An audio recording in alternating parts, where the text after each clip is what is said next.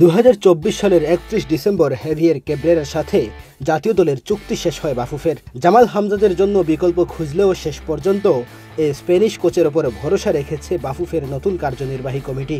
2026 সালের এপ্রিল পর্যন্ত তার সাথে চুক্তি নবায়ন করেছে দেশের ফুটবলের সর্বোচ্চ সংস্থা।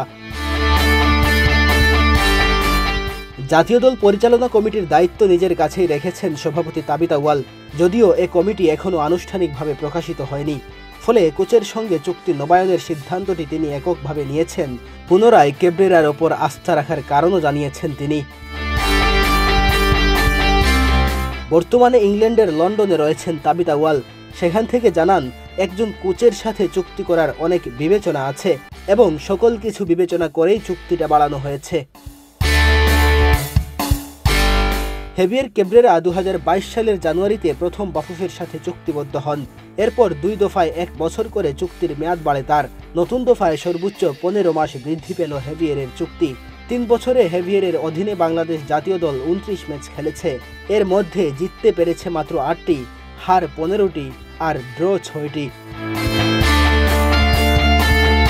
গত 3 বছর হেভিয়েরের অধীনে বাংলাদেশের সবচেয়ে উল্লেখযোগ্য সাফল্য 2023 সালে বেঙ্গালুরুতে হওয়া সাফ চ্যাম্পিয়নশিপ ফুটবলে 14 বছর পর সেমিফাইনালে ওঠা।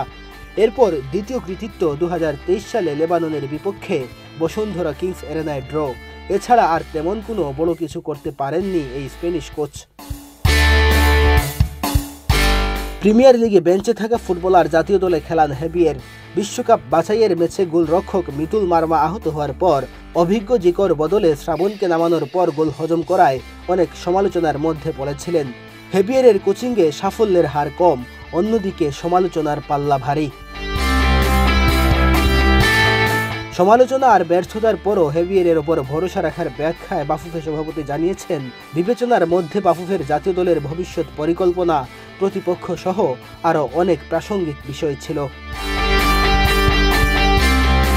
2023 সালে সাফ সেমিফাইনালে ওঠায় হেভিয়ের তার বেতন বাড়িয়ে 2024 সাল ব্যর্থতায় কাটিয়েছেন তিনি। 8 ম্যাচের মধ্যে মাত্র 2টি জিতেছেন, এর একটি ভুটান, অপরটি মালদ্বীপের বিপক্ষে। বিশ্বকাপ বাছাইয়ে বাংলাদেশ সেই অর্থে প্রতিদ্বন্দ্বিতাও করতে পারেনি। ফুটবলে গোলরক্ষক কোচ অত্যন্ত গুরুত্বপূর্ণ। বাংলাদেশ জাতীয় ফুটবল দলে স্থায়ী গোলরক্ষক কোচ নেই। টুর্নামেন্টের আগে বিদেশ থেকে আনা হয় অথবা ক্লাব থেকে ধার নেওয়া হয়। বাফুফে সভাপতি বাংলাদেশ দলে স্থায়ী কোচিং স্টাফ দেওয়ার পরিকল্পনা করছেন। মেহেদী হাসান তালহা, বাংলাদেশ প্রতিদিন।